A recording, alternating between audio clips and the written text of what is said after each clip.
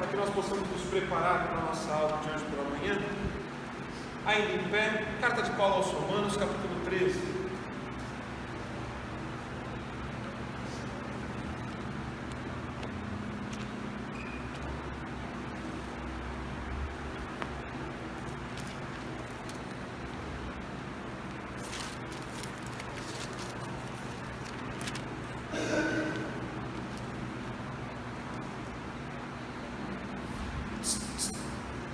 Vamos ler a carta de Paulo aos Romanos, capítulo 13.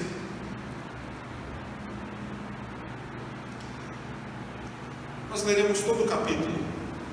Faremos da seguinte maneira: eu lerei os versos ímpares e peço que os irmãos leiam juntos os versos pares. Ok? Leamos, nos diz assim a palavra de Deus: todo homem esteja sujeito às autoridades superiores, porque não há autoridade que não proceda de Deus, e as autoridades que existem foram por Ele instituídas. De modo que aquele que se opõe à autoridade resiste à ordenação de Deus, e os que resistem trarão sobre si mesmos condenação. Porque os magistrados não são para o temor quando se faz o bem, e sim quando se faz o mal. Queres tu não temer a autoridade? Faz o bem e terás louvor dela. Visto que a autoridade é ministro de Deus para teu bem. Entretanto, se fizeres o mal, teme, porque não é sem motivo que ela traz a espada, pois é ministro de Deus, vingador, para castigar o que pratica o mal. É necessário que lhe estejais sujeitos, não somente por causa do temor da punição, mas também por dever de consciência.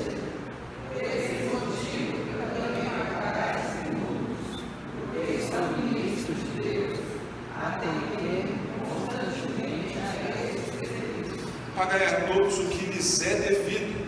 A quem tributo, tributo. A quem imposto, imposto.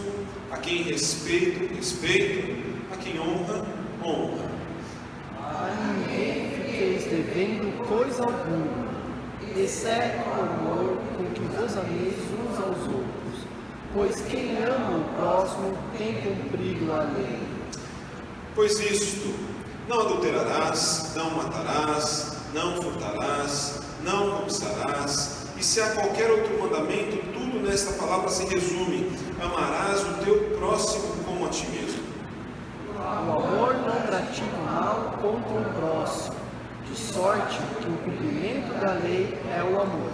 E digo isso a vós outros, que conheceis o tempo. Já é hora de vos despertardes do sono, porque a nossa salvação está agora mais perto do que quando no princípio cremos.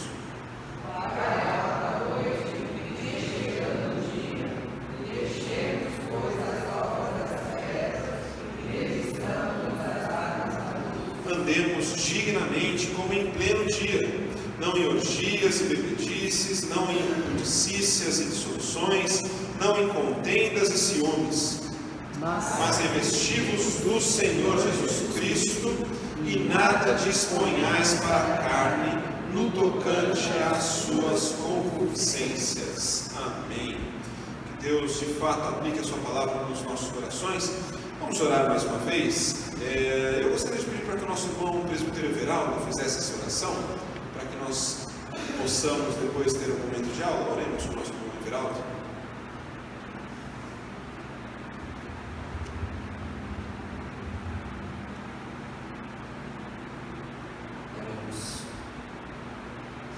Senhor Deus, nosso Pai, gratos a Deus, mais um ano que se passa. Graças porque o Senhor, até aqui o Senhor tem nos ajudado, tem nos abençoado, tem nos corrigido. Que a sua graça continue em cada um de vocês, cada um de nós. Podemos dar um respiro sem a tua permissão, Deus.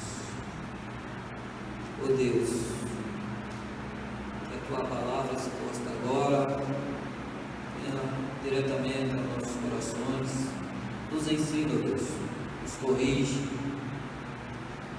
possamos viver dias melhores para nossas vidas. Toma teu servo nas tuas mãos, usa, te peço agradecido em nome de Jesus Cristo, Filho amado. Amém. Amém. Amém. Podemos assentar? Não sei se as crianças iam descer, não sei se elas teriam aula hoje, não vão ter aula hoje. Quarto? Ok. Então vamos aproveitar o tempo aqui para que nós tenhamos uma aula agora pela manhã. E eu gostaria de conversar com os irmãos a respeito de um tema, não sei se vocês já ouviram falar, sobre um assunto chamado pós-modernidade. Já ouviram falar sobre isso? Pouco? Ouviram falar bastante? Muito? Mais ou menos? Pois é.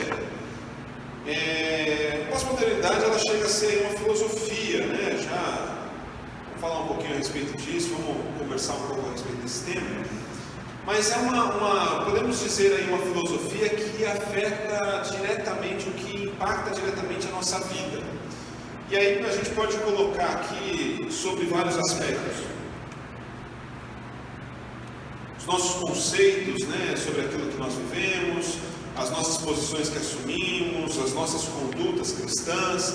Então, de fato, a pós-modernidade ela afeta de modo geral a nossa vida. Por isso que eu acho que vale a pena a gente conversar um pouquinho sobre esse assunto. Como vocês sabem, o pastor Joel ele está em viagem, curtindo aí umas 2 semanas de férias. Deve ficar ausente nessas 2 próximas semanas, 3 semanas provavelmente, por conta de uma outra viagem que ele terá que fazer a trabalho. Mas, pelo menos nesses 3 próximos domingos, eu gostaria de tentar trazer com os irmãos alguns aspectos dessa pós-modernidade na nossa vida, né? E hoje, como sendo o primeiro domingo sobre o qual nós vamos falar sobre esse tema, eu gostaria de definir um pouco com os irmãos. Eu gostaria de nós darmos uma olhada um pouco mais superficial sobre o tema, para que depois nós possamos nos aprofundar. Então, fiquem muito à vontade, meus queridos. A ideia é que aqui nós tenhamos um bate-papo mesmo. Então, pergunte, levante sua mão. O pessoal lá da classe Peré já está acostumado. Então, a ideia aqui é que a gente converse a respeito mesmo. Eu não gostaria de ficar falando sozinho aqui, não. Então, traga a sua experiência, traga a sua dúvida, traga o seu questionamento, traga alguma coisa que possa somar conosco aqui na conversa. Fique muito à vontade. E aí eu gostaria de começar contigo justamente vendo o que é que nós temos sobre conceitos na pós-modernidade. Vejam o que Paulo fala aí para nós no capítulo 13 que nós lemos de Romanos, no verso 11. Paulo nos chama a atenção. Paulo aqui nesse momento na carta aos Romanos já está no momento mais prático, né? Paulo, a partir do capítulo 12, ele começa lá, olha, rogo-vos, pois, depois de ter explicado várias coisas nos 11 primeiros capítulos, Paulo agora começa a trazer um pouco da prática para os romanos. E no verso 11 aqui desse capítulo 13, Paulo chama a atenção dos romanos pedindo para que eles despertem do sono. Olha, chegou a hora de nós despertarmos do sono. A nossa salvação está mais próxima do que quando cremos. E quando Paulo fala aqui a respeito do despertar do sono, com certeza Paulo está falando sobre aquela sonolência espiritual, né, que às vezes recai sobre as nossas vidas. E se nós pararmos para pensar, nós somos hoje a igreja que vive na pós-modernidade. Nós somos os cristãos que vivemos sob essa pós-modernidade. Então cabe a nós também, assim como Paulo orientava aos romanos naquela época, cabe a nós hoje despertarmos do nosso sono. Temos visto aí conceitos, temos visto aí palavras e ações que refletem essa pós-modernidade, que destroem ou que podem acabar destruindo antigas e eternas verdades da palavra de Deus sobre as nossas vidas e sobre a igreja do Senhor. Então eu queria de fato que nesses próximos domingos a gente conversasse um pouquinho a respeito desse tema. Queria que nós refletíssemos um pouquinho a respeito daquilo que nós temos vivido como igreja nessa pós-modernidade. E aí vamos começar para que eu não fale aqui sozinho. O que é que vocês entendem como pós-modernidade? Pergunta fácil, tranquilo. O que é que vocês entendem sobre pós-modernidade? Ou qual que é o... Quando a gente fala pós-modernidade, o que é que vem na mente? O que é que vem na cabeça? Relativismo. O que mais?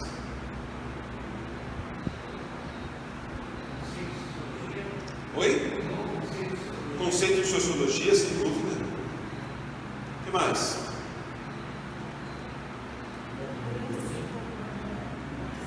Desculpa? Mudança de comportamento, sem dúvida alguma. O que mais, gente? Vocês têm conceito aí, com certeza. Eu não estou com a louça, senão a gente ia começar a piscar. Mas vejam, a pós-modernidade é uma coisa nova, uma coisa recente? Não, é. Queda do Muro de Berlim, muitos historiadores colocam de fato como sendo um grande momento de ruptura, né, dessa... Exato. Final da Guerra Fria, né, acaba aquela questão de capitalismo, União Soviética versus Estados Unidos, conceitos já muito bem estabelecidos começam a ruir, né? A gente já não vê mais um socialista tão socialista assim, nem um capitalista tão capitalista, já, a coisa começa a ficar mais fluida, né? Pois é. E realmente os historiadores colocam mesmo que esse é um conceito que vem aí desde os anos 80 para cá, né, mais ou menos, né? O que mais? A gente vê como pós-modernidade verdades absolutas sendo colocadas ou não? Globalização, conformismo com as coisas. Veja, é um momento na história onde nós estamos vivendo falta de conceitos absolutos, não é? Relativismo, não é? Individualismo, por outro lado, cara, cada um na sua. Eu aqui, você aí, beleza, vamos que vamos, né? Tem mais essa questão do coletivo, né? Multiculturalismo. Oi, desculpa? Multiculturalismo. Multiculturalismo, a questão da própria identidade de povos, nações, ou mesmo de grupos, acabam sendo influenciados por tudo isso. Né? Essa globalização que o Genésio colocou ali também. Com certeza.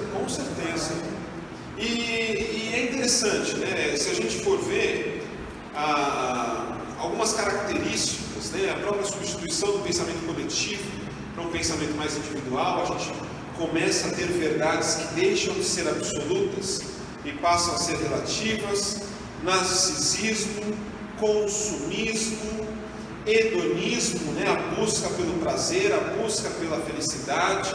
E aí, se a gente junta tudo isso, quer dizer, a minha felicidade é diferente da sua, não existe mais o conceito, né? Eu busco aquilo que me dá prazer. Se é certo ou se é errado, pouco me importa. Meu corpo, minhas regras, né? Minha cabeça, minha sentença, não é? Falta de amor, lógico, isso acaba refletindo em falta de amor. Celso? Com certeza, inversão de valores. A questão do carpe diem, né? Aproveitar o dia, o aqui, o agora. Não existe mais a consciência de causa e efeito, né? Poxa vida, então eu planto para colher lá na frente? Não mais, eu quero aproveitar o agora. Sei lá, né? Quando eu vou ter essa oportunidade de novo, e por aí vai. E aí o que acontece? As nossas relações ficam mais fluidas, não é? Casamentos, por exemplo, já não tem mais a mesma força de relacionamento que tinham há 30, 40 anos atrás. Não é verdade?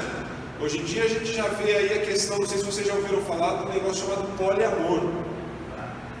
Né? Que a pessoa ela pode estar casada aqui, mas ela tem relacionamentos abertos. Ela está casada, mas pode ter outros parceiros, pode ter outros relacionamentos e tudo bem. Tudo ok com isso, né? Seja esse relacionamento heterossexual ou homossexual, tanto faz, porque afinal de contas o que importa é a minha busca do prazer, né? A minha busca pela felicidade. E aí realmente os valores acabam sendo cada vez mais banalizados, né? Cada vez mais fragmentados, cada vez mais subjetivizados. ausência de regras, liberdade de expressão, choque de cultura, choque entre o real e o imaginário, tudo isso pós-modernidade, avanço cultural da nossa sociedade. É o que nós temos de mais novo na nossa sociedade. Olha só que coisa maravilhosa. E a pós-modernidade, ela veio justamente para substituir o que já existia como modernidade. Se vocês olharem historicamente, pena que a Heloísa não está aqui, a Elo que cursa história, ela podia ajudar bastante a gente nesse aspecto, né? Nós tivemos lá, desde o século XVIII, um movimento chamado de modernidade, né? Revolução Industrial, o homem no centro de todas as coisas, como sendo a busca da lógica e a busca da realização pessoal como objetivo de vida, né? A questão do progresso, a questão do desenvolvimento, a questão do fazer e acontecer, de fato, esquecendo um pouco das realidades espirituais, esquecendo um pouco da realidade de quem Deus é sobre a cultura, mas tendo aí, a partir da Revolução Francesa, esse sonho utópico do progresso, né, da busca da realização, do homem como grande fazedor, né, se pode usar essa palavra, mas do grande executor da sua vida, totalmente contrariando diversos séculos anteriores, onde talvez a cultura cristã fosse o centro das discussões morais e éticas da realidade daqueles povos, né? E nos traz aí ao momento que nós estamos hoje. E se nós olharmos para a palavra de Deus, nós vamos ver que esse movimento não é um movimento novo, é um movimento antigo. Abram aí as suas Bíblias, por exemplo, lá em Juízes. Vejam o que o texto de Juízes nos diz. Juízes 21, 25. Quem achar o texto, dá uma lida para a gente, por favor, em voz alta. Juízes capítulo 21, verso 25.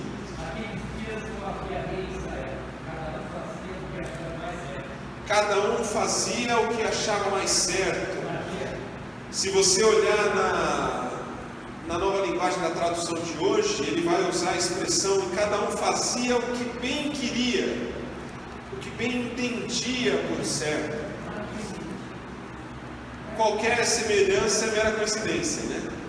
Estamos falando de alguma coisa aqui que aconteceu pelo menos no ano 1300 a.C. Então, ou seja, essa questão da busca do prazer, do meu corpo, minhas regras, minha sentença, eu é que sei o que eu devo ou não fazer, não é nada novo. Embora a gente veja isso como sendo dito pós-moderno, algo que é mais do que moderno, na verdade a gente já via como realidade na vida dos israelitas, pelo menos, lá no ano 1300 a.C. Quase 3.000 anos atrás. Avança de processo, né?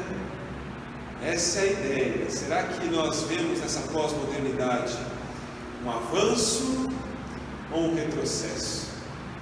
Não é? E se nós olharmos para todos esses conceitos que nós falamos até agora, para todas essas características que nós falamos até agora, tem como a igreja ficar imune a tudo isso? Complicado, né?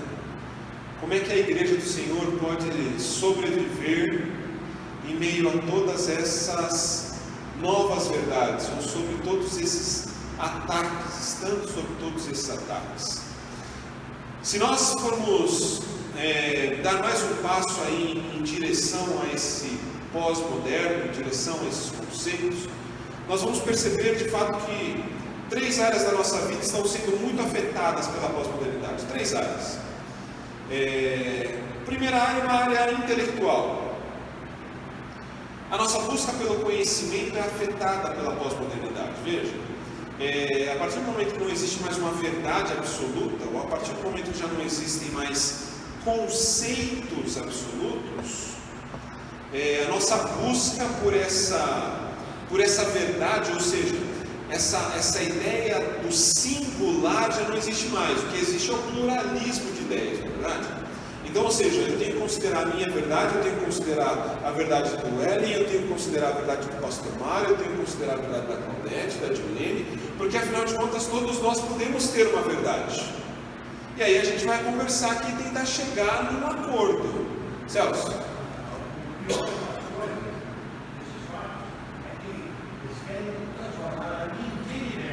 Pois é, mas a ideia do subjetivismo é exatamente essa. Não existe mais uma verdade absoluta. Então, aquilo que eu vejo é a minha verdade. Aquilo que o Senhor conhece é a sua verdade. Essa é a ideia do pluralismo. E isso afeta diretamente a nossa intelectualidade. Isso afeta diretamente a nossa racionalidade sobre os temas. Ou seja, aquilo que a gente vai estudar, ou aquele conhecimento que a gente vai buscar, não necessariamente é a verdade, ou não necessariamente é aquilo que de fato é determinante sobre o tema. E aí a gente tem pessoas, por exemplo, que questionam outros doutores e mestres que passaram a sua vida inteira estudando sobre determinados assuntos. Porque, pera lá, se você estudou 15 anos sobre determinado assunto, quem me diz que você é o cara que entende sobre esse assunto? Eu tenho as minhas verdades sobre esse tema, e você tem que levar isso em consideração. Poxa vida, onde já se viu você ter gasto 15 anos da sua vida para estudar sobre um determinado assunto e vir querer discutir física quântica comigo? Eu não sei de física quântica. Com você que estudou 15 anos vai saber mais do que eu. É isso. Pós-modernidade. Pós-modernidade sobre o aspecto intelectual. E olha só, quando a gente fala sobre esse aspecto, uma questão de interpretação de uma regra, a coisa fica até mais perigosa, porque a regra que para mim é aplicada de determinada maneira, para você pode ser diferente. Veja bem, eu entendo essa regra de maneira diferente. E onde isso começa a ficar perigoso para nós? As nossas regras, ou a nossa regra de fé e prática, começa a ser afetada por essa pós-modernidade. A minha regra, que a partir da palavra de Deus é a regra, veja bem, já não é mais tão regra assim, ou a sua interpretação da regra já não é mais igual a minha. Fala. Justamente que a gente faz também isso na igreja, né? Com certeza. Com a própria interpretação do texto. Exatamente. Desculpa, não interpreta esse texto do jeito que você interpreta. Exatamente. Abram aí a palavra de Deus em Isaías 5:21.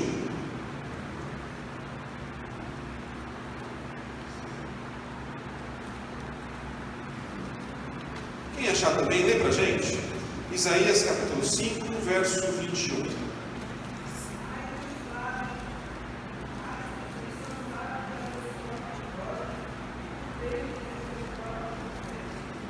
Olha só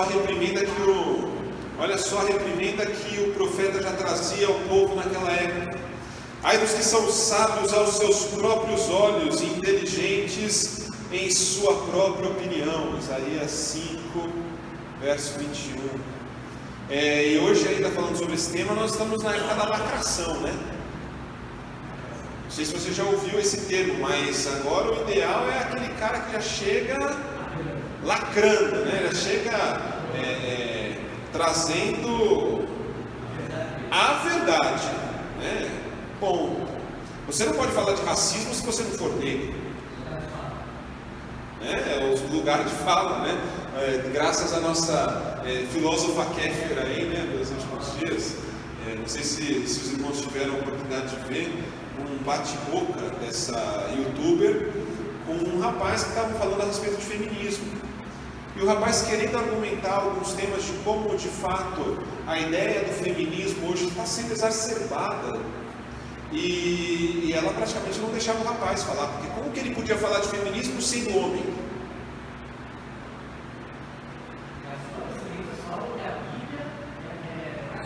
Pois é.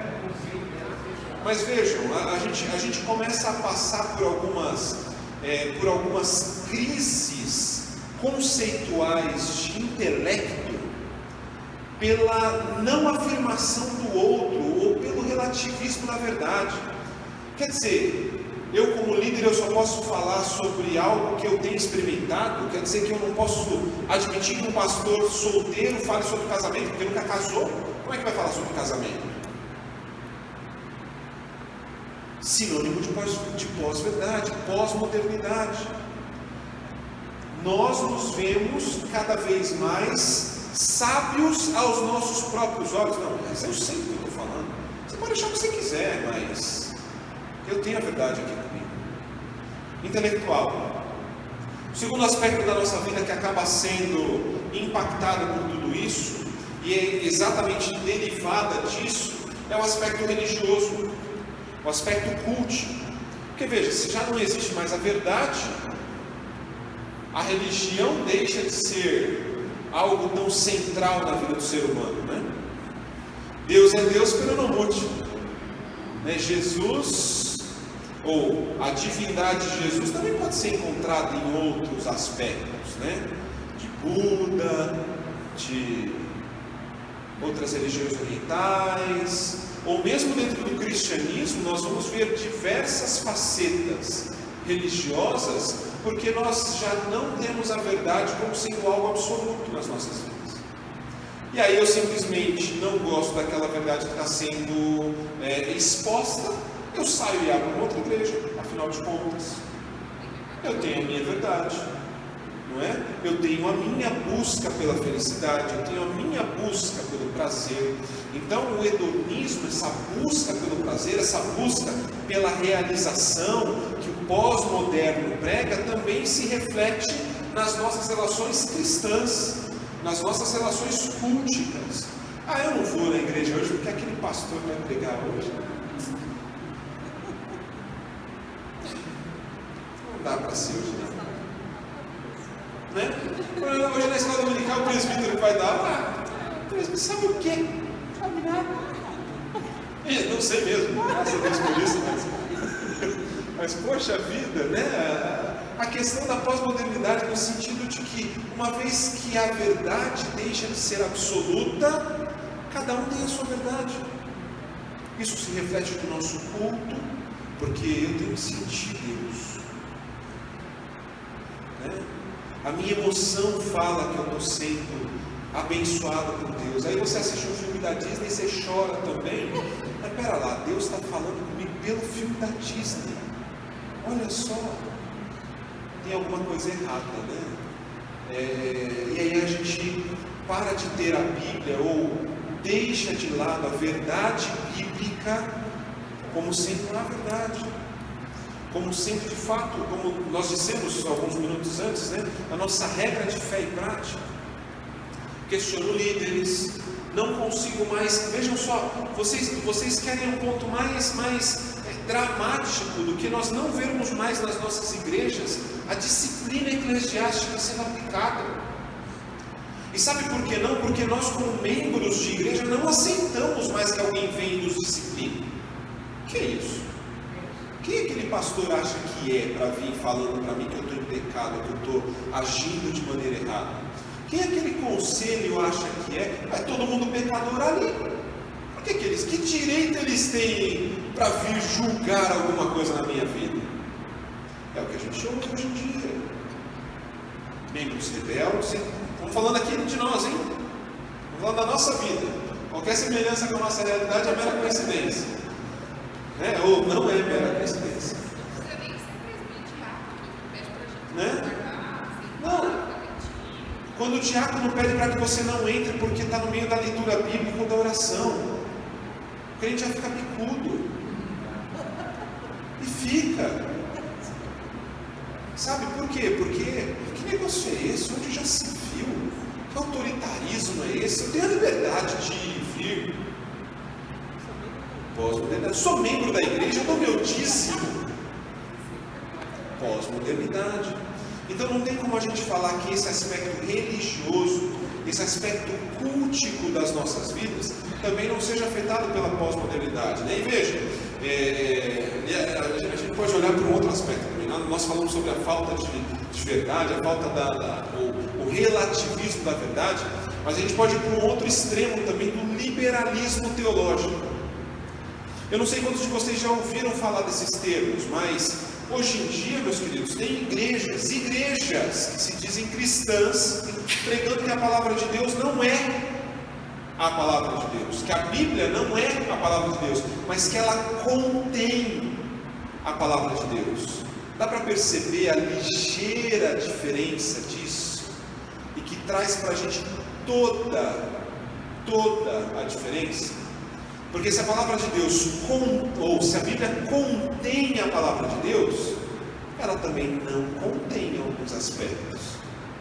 Quais aspectos? Onde ela contém e onde ela não contém a palavra de Deus? O que é revelado pelo Espírito e o que é cultural de quem estava escrevendo? A gente começa a questionar a Bíblia como sendo uma verdade, como sendo de fato a palavra de Deus, divinamente inspirada, inerrante. Hoje em dia já não muito.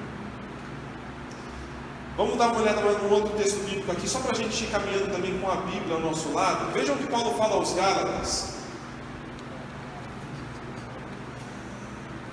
Gálatas capítulo 1, versos de 6 a 10.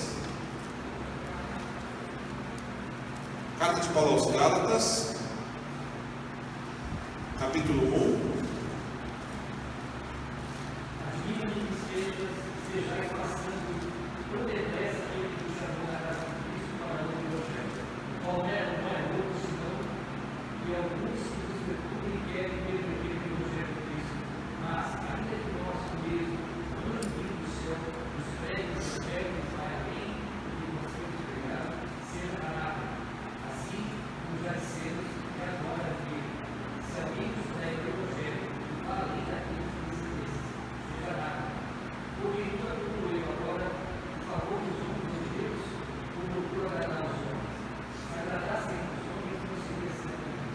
Perfeito. Mais uma vez, a pós-modernidade é um negócio novo, né? Paulo já estava passando sabão nos Gálatas, exatamente por conta da inconstância deles em relação ao Evangelho, aceitando outras palavras como se fossem de fato Evangelho de Cristo. E aí o que Paulo vai falar? Fala, meu amigo, presta atenção, abre o seu olho. Se existir ou se alguém vier falar algo diferente daquilo que nós já estamos pregando a vocês, seja anátema, seja maldito. Essa era a orientação de Paulo aos Gálatas naquela época. Veja, olha, se mesmo um anjo vindo do céu pregar algo diferente daquilo que você já tem recebido, anátema. E aí Paulo começa sendo bem irônico, né? Poxa vida, eu estou achando tão interessante a rapidez que vocês têm deixado, né, o Evangelho de Cristo. Isso tem acontecido conosco hoje, meus queridos. Claro, mas fica à vontade. Palavras. Minha verdade agora é outra. Não, mas Meu irmão, ele tocou no assunto de Gálatas, né? Há uma palavra aqui que talvez traduz também o que é nos nossos dias. Gálatas mesmo, meu irmão mencionou.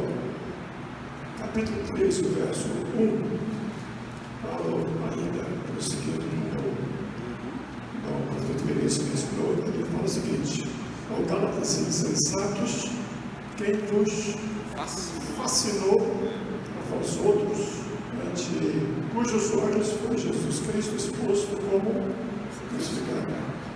Irmãos, esta palavra aqui, fascinou, irmãos, ela também significa quem vos enfeitiçou, porque ela vem da origem à palavra, irmãos, que na verdade Paulo está usando como figura. Talvez os irmãos mais novos, assim, da minha idade, posso lembrar que no passado essas pessoas tinham medo de mal olhado. Não vou falar disso, não. Puxa, eu vou abrir o confessionário já já.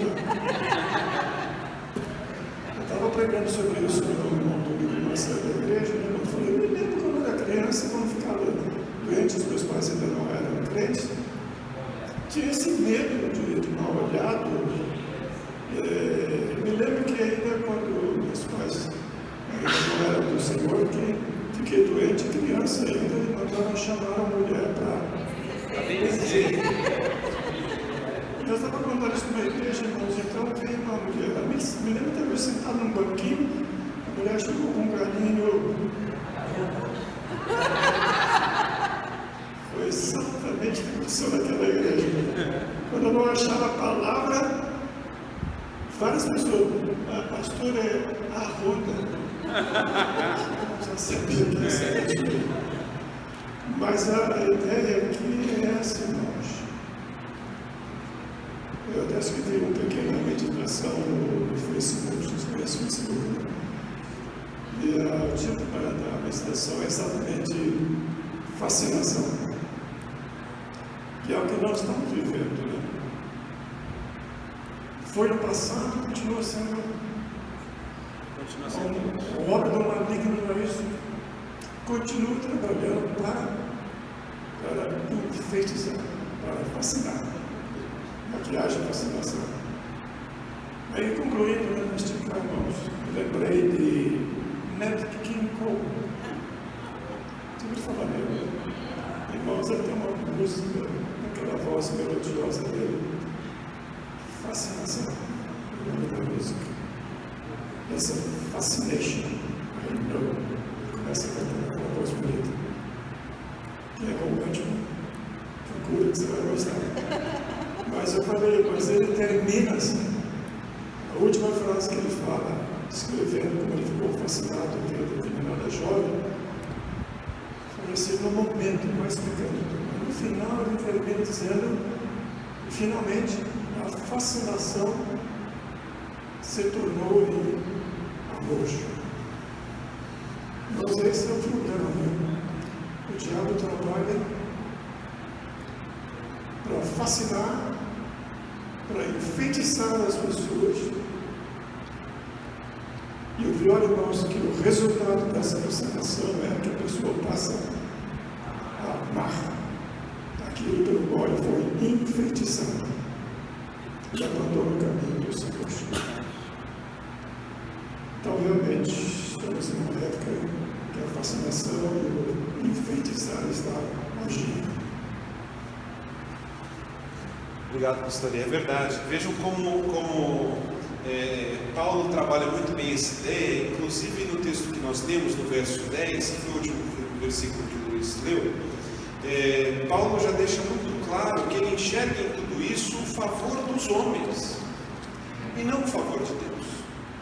Paulo já enxerga tudo isso como sendo de fato uma maquinação do coração humano na busca dos seus próprios prazeres, na busca daquilo que lhe fascina, na busca daquilo que lhe agrada, que lhe encanta os olhos. Então, se nós olharmos nessa direção, meus queridos, a própria relação dos crentes com o Senhor tem sido afetada pela pós-modernidade. Porque eu não busco mais um Deus que é rei sobre a minha vida, mas eu busco um Deus que é garçom sobre a minha vida. Eu busco um Deus que de fato Ele pode me agradar. A relação mudou. Eu não sei quantos de vocês conseguem ter clareza na profundidade do estudo que nós tivemos ao longo deste ano. Embora seja uma teologia que nós chamamos de teologia sistemática, porque de fato a gente sistematiza o estudo da palavra de Deus em temas, de maneira organizada, de maneira mais racional, a gente começa a teologia sistemática olhando para quem Deus é. Porque eu não consigo falar de nada antes de entender quem Deus é, ou tentar entender quem Deus é. Mas olhar na Bíblia, olhar na sua palavra e ter a clareza da pessoa de Deus, para que depois, a partir dessa pessoa de Deus, eu consiga olhar a pessoa do homem. E aí não tem jeito de querer olhar para a figura do homem e querer ser algo mais do que nós somos. A distância da realidade de Deus para conosco é absurda, é infinita. E nós queremos nos colocar de tal maneira num patamar de exigir de Deus alguma coisa. Olhando essas realidades, aí eu consigo entender na pessoa de Jesus a maravilhosa ação do Deus que se esvaziou da sua glória e se fez homem. Louvado seja o nome do Senhor, pela manifestação do seu grandioso amor. Deixou a sua divindade, deixou a sua glória, não deixou a sua divindade, mas deixou a sua glória como do unigênito do Pai, assim que a palavra de Deus nos diz, para se fazer homem, como eu e você. É nesse passo que a gente segue, e seguindo nesses passos, a gente consegue entender a nossa pequenez, o nosso nada. E aí não tem outra coisa que a gente possa falar, não ser: Senhor amado, toma conta da minha vida. Como é que eu posso querer entender qualquer outra coisa a não ser essas verdades que são bíblicas? E como Paulo confronta aqui os Gálatas, que dizem ou que trazem um agrado, um fascínio, como o pastor Mário bem nos trouxe, ao meu coração, ao coração do homem. Falamos então aqui, pelo menos vimos de forma superficial, como a pós-modernidade afeta o nosso intelecto, afeta a nossa busca pelo conhecimento e, logicamente, consequentemente, afeta a nossa religiosidade, o nosso culto, a nossa adoração, inclusive, ao Senhor. Afeta a nossa vida como cristão. Mas eu queria colocar um terceiro tópico antes da gente falar sobre como a gente vence a pós-modernidade. Mas existe um terceiro aspecto da nossa vida que é decorrente desses outros dois, que é justamente a questão ética e moral. Veja, se a pós-modernidade afeta a minha busca pelo conhecimento, a verdade deixou de ser a verdade, e consequentemente afeta a minha relação com Deus, afeta a maneira como eu enxergo a minha relação com o Salvador, não tem como eu não dizer que a minha vida de forma geral também é afetada. A ética daquilo que eu vivo é afetado. A moral daquilo que eu vivo no meu dia a dia é afetado não só na minha relação eclesiástica ou na minha relação religiosa, vamos separar aqui, mas a minha relação no dia a dia com as outras pessoas. Vejam só, a homossexualidade deixou de ser algo imoral, de um desvio psicológico moral para ser uma opção de vida. O adultério deixou de ser traição, passou a ser uma aventura. Eu tinha comentado aqui com vocês logo no começo, a ideia do poliamor. Não existe mais adultério, existe uma relação aberta. As pessoas escolhem viver uma relação aberta. Isso não é mais adultério. Sexo pré-conjugal, mesmo entre cristãos, foram feitas pesquisas entre jovens a partir de 14 anos, 5, dependendo da realidade, a cada 10 jovens praticam sexo antes do casamento. Isso também entre cristãos, ok? Então às vezes a gente fica cheio de pudor aqui para falar sobre sexo com os nossos adolescentes, com os nossos jovens, quando 50% deles já estão tendo práticas sexuais antes do casamento. Mas isso é uma experiência válida para a pós-modernidade, ok? Então a minha ética mudou, meu conceito moral mudou, meu corpo, minhas regras. O feminismo está aí para isso, inclusive para decidir se eu posso abortar ou não a criança que está sob meu ventre. Assassinato, ok? A igreja evangélica precisa se manifestar como sendo isso do demônio, satânico, um atentado contra a vida. E aí a gente pode discutir a questão de saúde pública ou não, criminalização ou não, mas o aborto em si é assassinato. Mas na ideia feminista que hoje paira sobre a nossa realidade, sobre a nossa vivência, o corpo é meu, eu tenho um parasita dentro de mim que se alimenta daquilo que eu me alimento e que toma as minhas energias. Quando eu não quero que isso aconteça, eu não posso decidir se eu paro com essa relação ou não. É o meu corpo. Inclusive o pai não tem opção nenhuma sobre isso, porque quem carrega o bebê é a mãe. Vejam, desvios morais, desvios éticos que a pós-modernidade nos traz. Desvios de conceitos, a pós-verdade, que no nosso dia a dia já são aplicados e que refletem na nossa realidade cristã, refletem na forma como a igreja se porta. Se vocês forem ver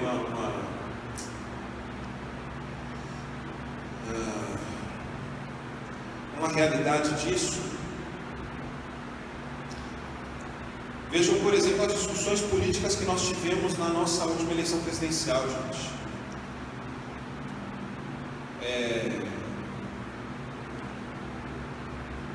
Eu acho que eu nunca vi, não tenho muito de idade, chegando nos meus 40 anos, mas eu nunca vi a igreja tão dividida, tão polarizada, quanto nós tivemos nessas últimas eleições. Nós não estávamos nem abertos a escutar o nosso irmão. A igreja, de forma institucional, apoiou o Bolsonaro de tal maneira que quem não votasse no Bolsonaro não era cristão. Olha tamanho absurdo que nós chegamos a viver. Apoiar de maneira institucional, e aqui não estou dizendo que o outro candidato, que o Haddad seria uma melhor opção, ok? Não estou dizendo isso. Ao contrário, a igreja deveria ter se posicionado contrário aos dois candidatos. Essa é a minha visão, ok? Vinícius falando aqui. Bom, por quê? Porque a igreja ela tem que ser uma igreja isenta da política. O nosso papel como igreja é cobrar as autoridades para que elas realizem ou para que elas executem aquilo para o qual elas foram eleitas. O nosso papel como igreja é ir para a rua, se manifestar contrário aos abusos, contrário à perseguição dos mais pobres, contrário à perseguição da liberdade de expressão, por exemplo, jornalística. Esse é o papel da igreja, e não de apoiar candidato A ou candidato B, ok? Mas nós tivemos uma discussão ética, uma discussão moral, de que se a pessoa não votasse pelo candidato A, ela não era nem cristã. Essa foi a posição da igreja. Posição de líderes, posição de pastores, que usaram o púlpito das suas igrejas para fomentar essa polarização político-partidária. Mexe ou não mexe com a nossa ética, com a nossa moral? Então vejam, todos esses pontos, tem um texto bíblico aqui também para a gente ler, a carta de Paulo aos Romanos, para que os irmãos possam ver que isso não é nada novo. Carta de Paulo aos Romanos, capítulo 2, versos de 11 a 15. Vamos ler também esse texto.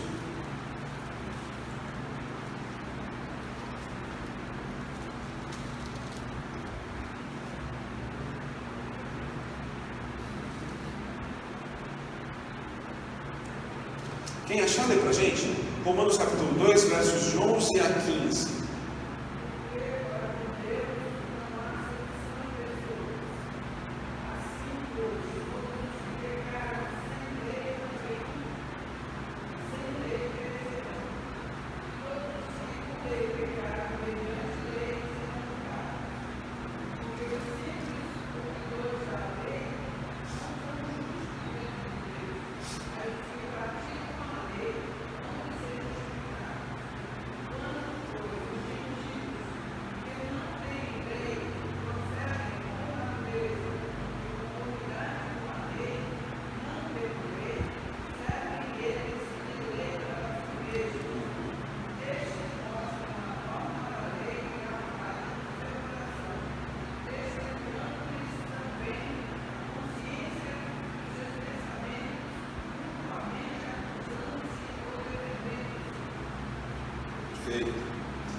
Parece confuso aqui o texto, mas Paulo está fazendo uma comparação entre a lei que anteriormente estava sobre os judeus e aplicando essa realidade também aos gentios.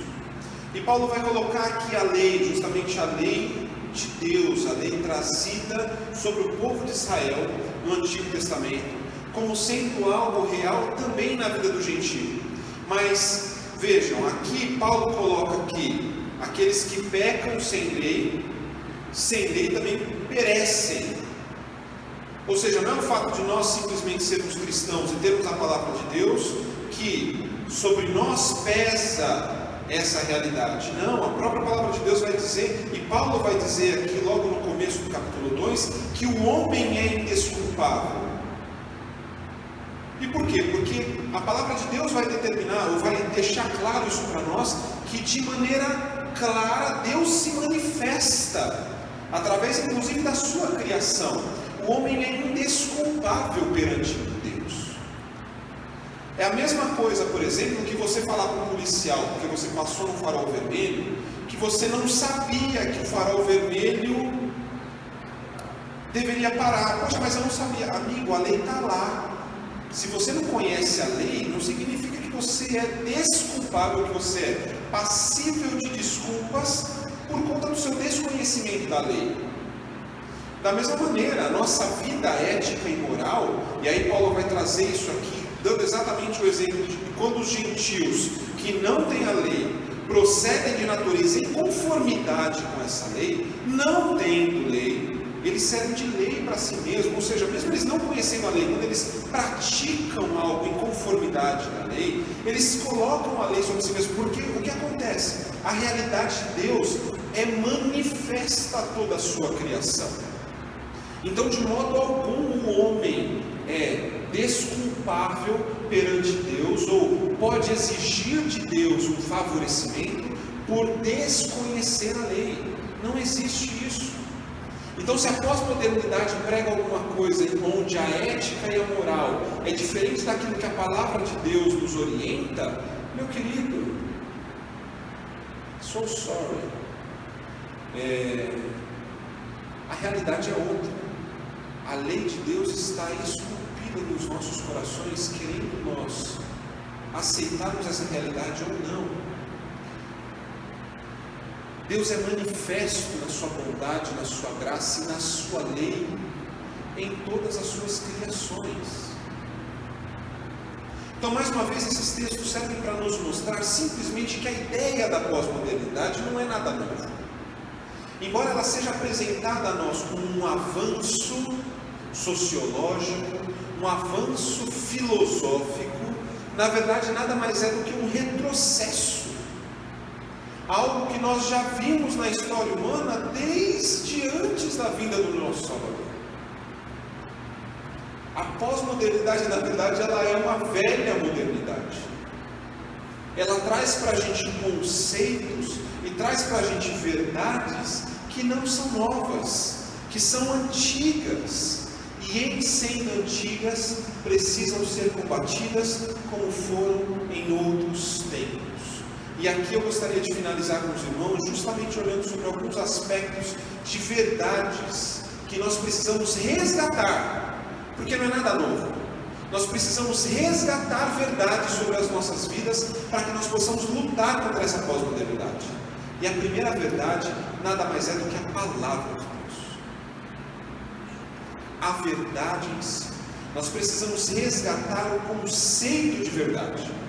E para a gente fica fácil isso, porque discutir verdade, para nós que somos cristãos, não é discutir conceitos, é discutir uma pessoa. A palavra de Deus nos diz lá em João, Ele mesmo nos diz que quem é a verdade? Jesus Cristo.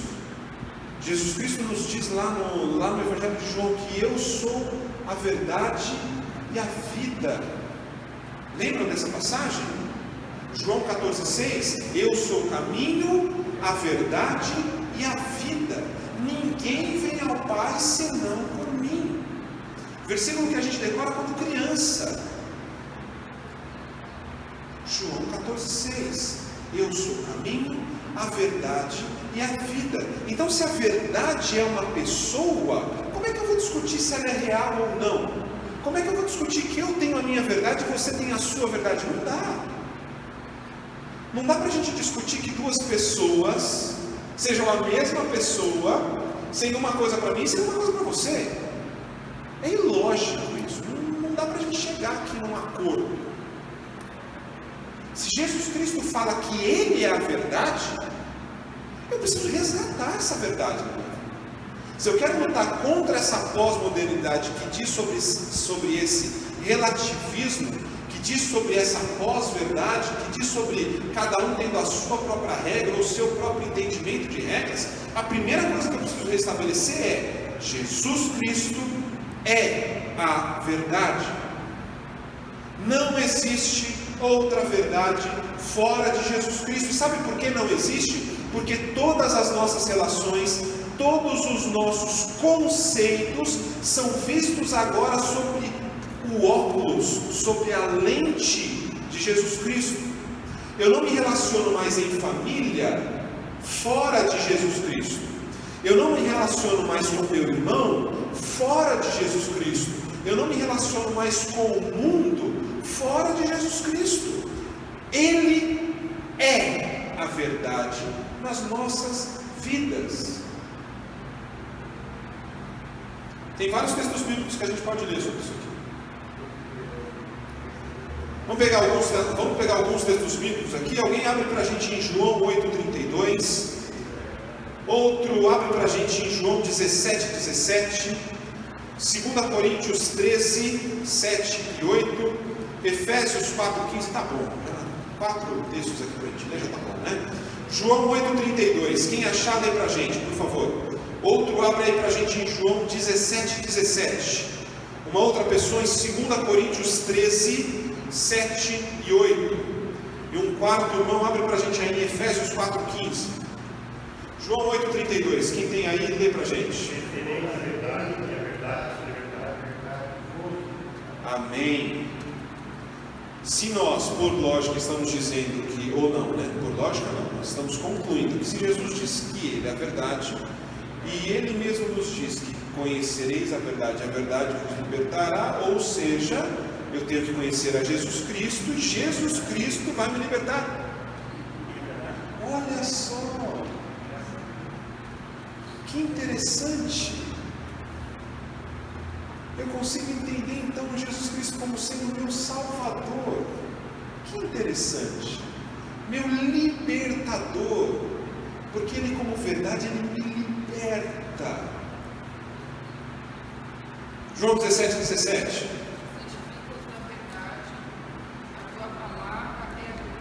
Santifica-os na verdade, a tua palavra é a verdade. Maravilha, isso casado com João 1 é uma beleza, uma coisa linda de Deus. 2 Coríntios 13, 7 e 8. Quem abre aí para a gente? 2 Coríntios 13, versos 7 e 8. Estamos orando a Deus para que não façais mal, não para que simplesmente eles sejam aprovados, mas para que façais o bem, embora sejamos tidos como reprovados. Não, 2 Coríntios? Tá certo, é isso aí, tá certo. Perfeito, deu 8. Mas você deu só o 7, deu 8 também. Podemos contar com a verdade, senão em favor da própria verdade. Perfeito, porque nada podemos contra a verdade, senão em favor da própria verdade. Efésios 4,15. Mas seguindo a verdade e amor, cresçamos em tudo naquele que é a cabeça, Cristo. Amém. Meus queridos, tem vários outros textos que a gente poderia ler aqui, que a gente poderia procurar, para que nós reforçássemos essa ideia. Mas o primeiro valor que nós precisamos resgatar, para que estejamos aptos a vencer a pós-modernidade como igreja, é o conceito da verdade. É o valor da verdade. Entendermos que a verdade é uma pessoa, é Jesus Cristo, a palavra, aquele que por meio de quem todas as coisas foram feitas, para Ele, por Ele e para a sua glória. Jesus Cristo, nosso libertador, aquele que de fato nos permite que cresçamos nele e assim nos desenvolvamos. A verdade, primeiro valor que nós precisamos resgatar. Segundo valor que nós precisamos resgatar, as bases da nossa fé. Nós vivemos uma história, meu querido. Nós não somos uma igreja nova. A Igreja Presbiteriana de Vila Prudente tem seus 58 anos. A Igreja Presbiteriana do Brasil tem mais de 150. A Igreja Cristã tem 2000 anos, 2000 e mais. A palavra do Senhor tem... Não adianta querermos nós agora estabelecermos novas bases sobre aquilo que já existe. Nós hoje temos visto várias pessoas surgindo, querendo estabelecer novas verdades ou desconstruir velhas verdades, deixando de lado fundamentos já estabelecidos. Se vocês se lembrarem da igreja primitiva, lá em Atos 2, a partir do verso 42, 43, vocês vão ver que eles andavam ou eles caminhavam de acordo com a doutrina dos apóstolos. Não adianta nós queremos estabelecer um novo fundamento além do fundamento que já existe. Não adianta nós queremos construir um novo edifício, deixando de lado o edifício que já vem sendo construído. Para quê? Por que é que nós vamos abrir mão de confissões que nós já temos, de material teológico que nós já temos, estudos feitos com profundidade, por pessoas talvez muito mais capazes do que nós? Por que é que nós vamos deixar de lado, por exemplo, estudos feitos por Lutero, por Calvino, por Zwinglio, reformadores? Não quero ouvir falar de Calvino. Não quero ouvir falar de Lutero, quero saber de quem? Meu querido. Poxa vida. Saiba dar valor àquilo que serve como base para a sua fé. Se eu entendo que Jesus Cristo é a verdade, e eu já restaurei esse valor, vamos dar o próximo passo, e o próximo passo é entender a história da igreja que vem sendo construída. É entender que a pós-modernidade não me traz avanços, mas traz retrocessos. E contra esses retrocessos, eu busco o que a história já me traz de verdades. O que a história já me traz de material palpável, de material bom, de material suficiente, para que eu possa aplicar esses parâmetros, para que eu possa aplicar exemplos, para que eu possa aplicar de fato sabedorias que já vieram ao longo da nossa história. Para que eu preciso desconstruir o que já foi construído? Por outro lado, nós vemos hoje em dia uma busca muito interessante nesse sentido. Nós temos visto vários jovens hoje em dia buscado o estudo teológico de qualidade.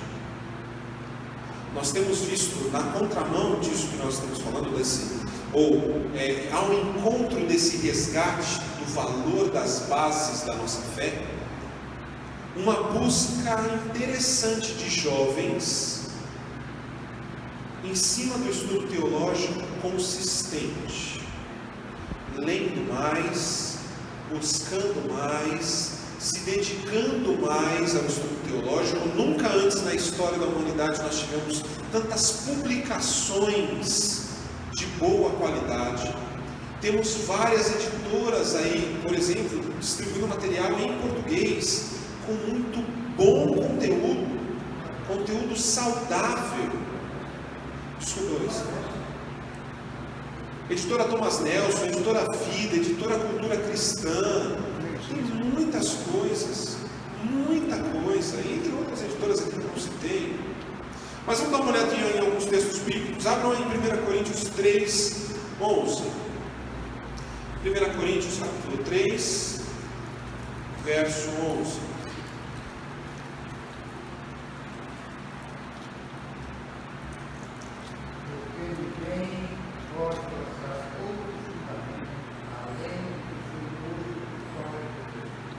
Perfeito.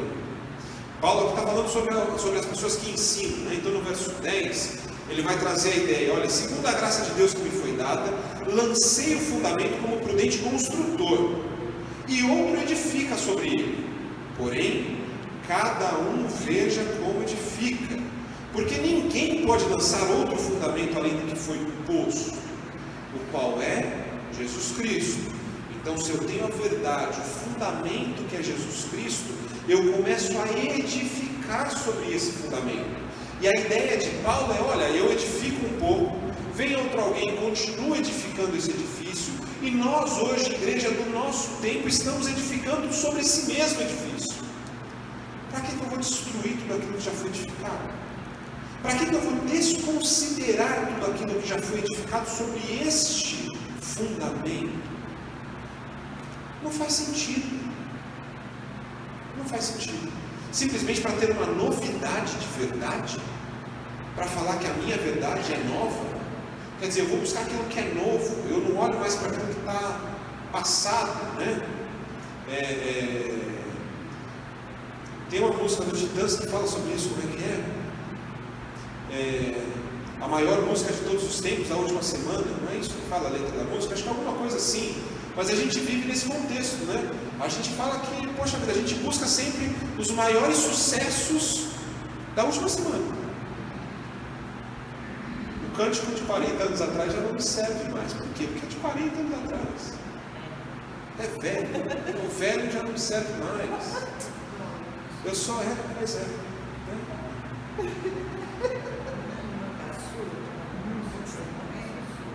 Também.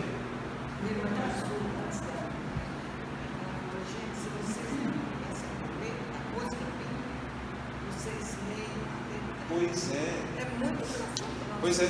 A dona Daniela está falando aqui, né, que às vezes a gente não conhece a música de um determinado hino, mas a gente nunca parou por ser hino. Às vezes a gente cria aquela ojeriça, né? Hino, coisa chata. Para ler a letra de um hino, para você ser edificado também. Poesia, né? Pois é. A gente abre mão da poesia feita por irmãos nossos e não vai atrás de um contexto, não vai atrás da história daquela poesia, simplesmente porque se termina. Então, mas vejam, são bases da nossa fé que a gente abre mão.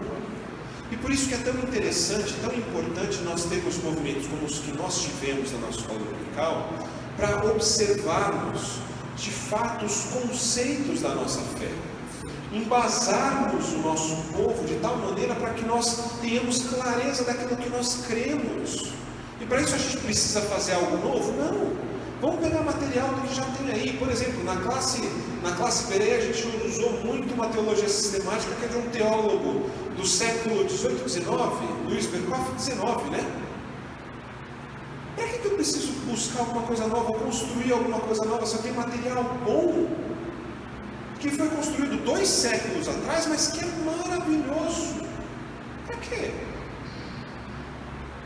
Por que eu não posso me satisfazer numa sistematização que uma confissão de fé nos traz? Conhecer a história dos catecismos da igreja, conhecer a história de homens piedosos. Vai ler material de Jonathan Edwards, vai ler material de gente mais recente agora, John Stott, por exemplo. Vai ler material de Charles Swindoll, vai ler coisa, tem tanta coisa boa para ler. Oi? Wayne Gruden, vai ler tem tanta coisa boa para a gente ler, a gente abre mão. Bases da nossa fé. Pessoas, exemplos, vidas, conceitos, edificação que veio antes de nós, mas que nós às vezes abrimos mão em detrimento ou buscando uma nova verdade. Se queremos vencer esse pós-modernismo, se queremos vencer essa pós-verdade, temos que resgatar a verdade. Temos que resgatar bases que foram construídas a partir dessa verdade. E aí, por último e não menos importante, nós temos que resgatar também a nossa própria prática em si. Vejam, é uma edificação. Recuperamos o valor básico, nossa base, o nosso fundamento, que é Jesus Cristo, a verdade. Resgatamos aquilo que já foi construído a partir desse fundamento, que é a nossa história, as bases da nossa fé, e resgatamos o valor da nossa própria história a partir disso, da nossa própria vivência a partir disso. Se de fato queremos viver ou queremos lutar contra a pós-modernidade, temos que ter consciência daquilo que vivemos. Temos que refletir, temos que confrontar, temos que contrastar a nossa vida com todos esses outros valores com os quais nós já discutimos. Será que de fato nós temos vivido de acordo com o que a palavra de Deus nos orienta? É a pergunta que devemos nos fazer semanalmente quando somos confrontados pelo estudo da palavra, se não diariamente nos nossos estudos particulares, na nossa reflexão particular. Aquele pecado que está sobre a minha vida, ou aquele pecado sobre o qual eu tenho tratado com tanto carinho e deixado ele aqui nos meus cuidados, poxa, será que já não é hora de deixar para trás? Será que já não é hora de me desvencilhar de conceitos pós-modernos que eu tenho vivido na minha vida? A palavra de Deus nos orienta a respeito desse tema também. E, mais uma vez, por não ser um conceito novo, nós vamos ver história antiga falando sobre isso. Lembram quando Deus falou a Josué, por exemplo? Quando Deus fala a Josué, logo depois da passagem de Moisés, qual é o texto lá em Josué capítulo 1? O que é que nós vamos ver de palavra de Deus a Josué? Ser forte e corajoso, tenha cuidado de observar a minha lei que meu servo Moisés me ordenou. E o que ele acrescenta? Não se desvie dela, nem para a direita, nem para a esquerda. E para quê? Deus ainda completa, para que você seja bem sucedido por onde quer que andares. Não é nada novo, nada novo. Vamos pegando aqui, quantos 1000 anos atrás? 1500 anos antes de Cristo, 1600, 1700 anos antes de Cristo. Nada novo. A orientação de Deus para nós hoje é a mesma. Colossenses 1, 22 e 23. Vamos abrir esse texto? Colossenses capítulo 1, versos 22 e 23.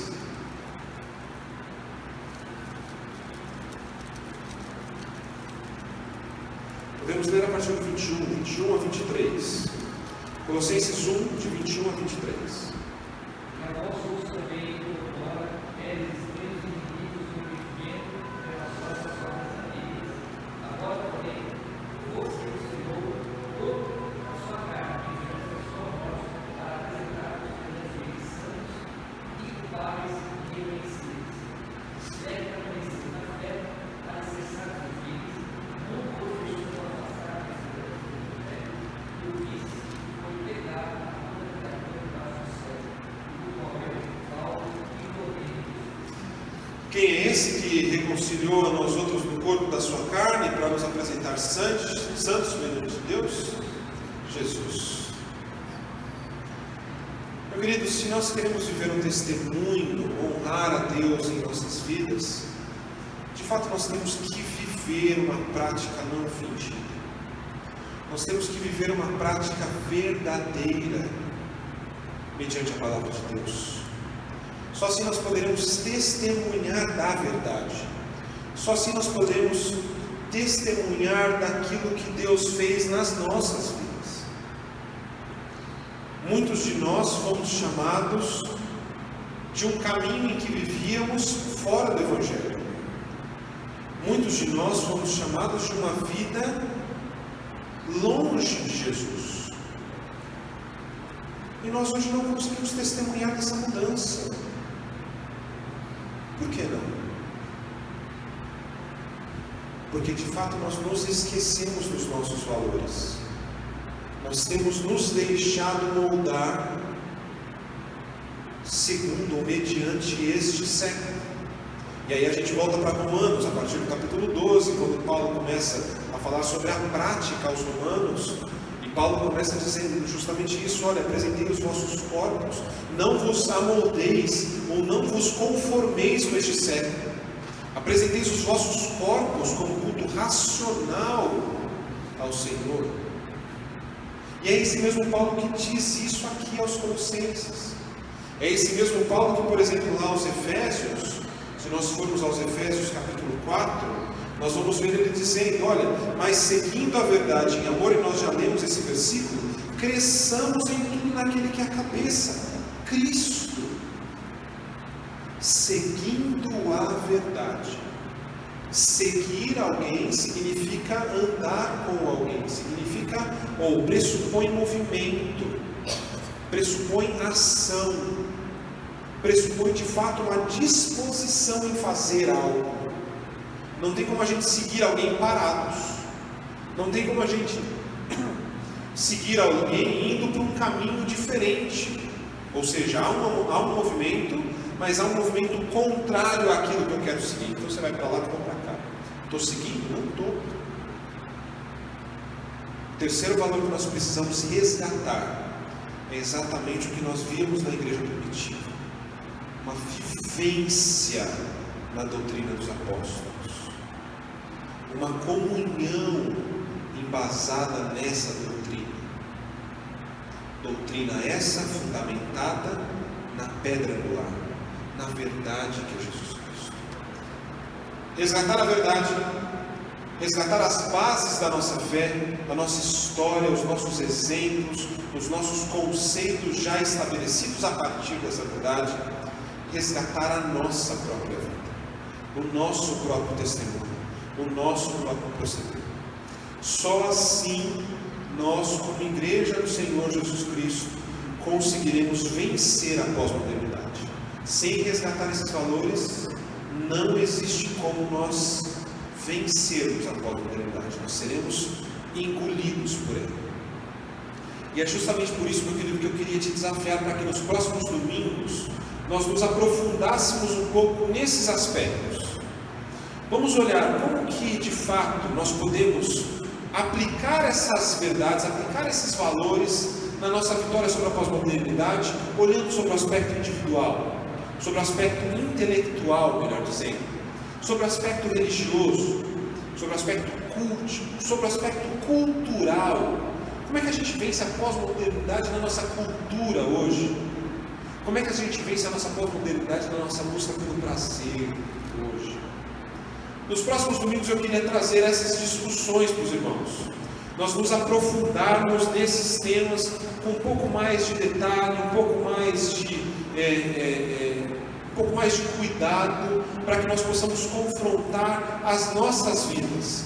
Mas o meu desafio para você nessa semana é de fato que nós busquemos, primeiramente, orar ao Senhor, pedindo discernimento sobre tudo isso, pedindo para que Deus nos mostre de fato como nós devemos viver de maneira digna do Evangelho. Também confessarmos os nossos pecados perante o Senhor, confessarmos aquilo que nós temos procedido, aquilo que nós temos feito de pós-moderno nas nossas vidas, que na verdade é um retrocesso e não um avanço.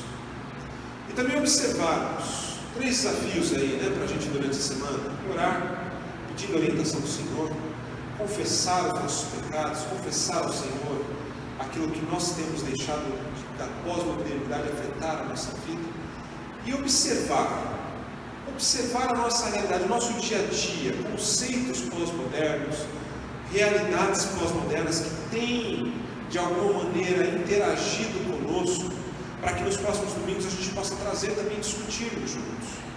Ok? 3 desafios para nós durante essa semana: orar ao Senhor, confessar ao Senhor e observar as nossas vidas, observar a nossa realidade, para que nós possamos enriquecer as nossas discussões nos próximos domingos. Podemos caminhar nesse sentido? Então, nos próximos domingos eu queria te convidar nessa jornada, dado esse primeiro conceito, dada essa primeira clareza de conceito que nós já tivemos aqui, como que a gente aplica isso em alguns aspectos da nossa vida. Olhando para esses 3 pontos que nós discutimos aqui: o aspecto intelectual, o aspecto cultico, religioso, e o aspecto ético e moral das nossas vidas, ok? Nós vamos aprofundar isso em alguns temas, em alguns exemplos, para trazermos esse confronto para as nossas próprias vidas e para a vida da nossa igreja.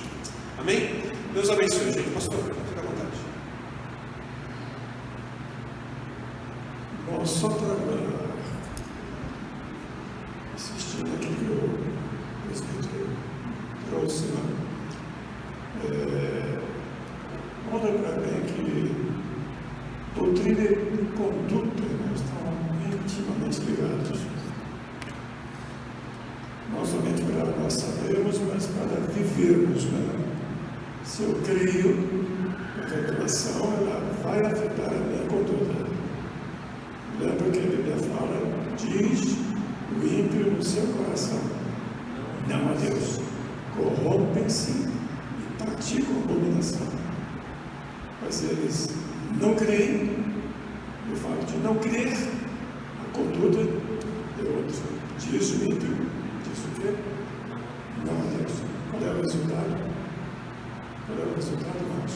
Corrompem-se e praticam abominação. Se eu creio, irmãos, minha conduta tem que estar em conformidade, deve estar. Segunda coisa só da minha parte para com irmãos. Vamos lembrar, irmãos, que não existe heresias novas. Irmãos, que a gente ouve muitos nossos dias, irmãos, já morreu lá no passado. São os mesmos erros, mesma apostasia, mesmas heresias que surgem de novo. Às vezes com nova figura, nova roupa e tal, mas está repetindo o que sempre houve desde o início. Por isso temos realmente a palavra de Deus como regra de fé, irmãos. Pode imaginar o que Noé enfrentou, irmãos, quando o Senhor lhe revelou que haveria um dilúvio. Ele só tinha a palavra, a revelação de Deus, e ele começou a construir aquele barco enorme. Imagine, procure imaginar, se possível, tudo que ele ouviu quando ele estava envolvido em preparar aquele barco lá. Você é doido? Como é que você estava? Idade, né? Você já está velhinho e tal, e assim por diante, né? Quando o dilúvio veio, ele estava com 600 anos, né? Um pouquinho mais velho que eu, né? Mas vejam bem, irmãos, toda a incredulidade, irmãos, mas ele apegou-se àquilo. Ele pegou-se a palavra e ficou firme. Até que entrou ele e todos que estavam juntos com ele, a família e dos animais. E a Bíblia fala que o Senhor, o quê? Irmãos, o Senhor fechou a porta depois que ele entrou. E ele não tinha mais jeito. E todo mundo incrédulo, irmãos, toda a pós-modernidade daquela época, toda a incredulidade acabou. Olha, por exemplo, também são mais 2 exemplos, vou terminar. Irmãos, quando o Senhor disse para Abraão: eu vou visitar Sodoma e vou ver se aquilo que está subindo ao meu conhecimento é verdade. Ele estava ali, era o sobrinho de Abraão, irmãos, mas era uma cidade ímpia, onde havia leis humanas, onde as pessoas faziam o que queriam moralmente falando, onde eles podiam falar claramente. A lei da nossa cidade permite, é o meu direito. E aí você vai falar contra o meu direito. Mas naquele dia, irmãos, Deus visitou Sodoma, Gomorra, Zeboim e oportunidade para 4 cidades que não foram vazadas, apesar de todo o ensinamento, de toda a liberdade moral que a cidade vivia. Quando eles estão tocando neste assunto, irmãos, vamos lembrar que a Bíblia já advertiu que seria assim. Nos últimos dias, os homens irão de mal a pior. Mesmo Deus que agiu de novo, que agiu e estudou, irmãos, voltará novamente para agir contra esse mundo incrédulo. Já determinou um dia que com justiça vai julgar este mundo. E disso deu certeza ao ressuscitar ao Senhor Jesus dentre os mortos. Já no calendário de Deus, não, já tem um dia determinado que o Senhor voltará para julgar. Então, realmente, nós, era um estudo importante que estamos tendo, irmãos. Deus nos ajude a estar firmemente na rocha, na palavra de Deus, porque esse dia virá. Aquele que vem, virá e não tardará. Amém, meus queridos, amém. Vamos cantar um hino para encerrarmos a nossa escola dominical. Queria convidar você a abrir o hino 237. Desculpa, eu tinha falado um outro aí para você. Hino de número 237. Vamos cantar, louvar ao Senhor Cristina.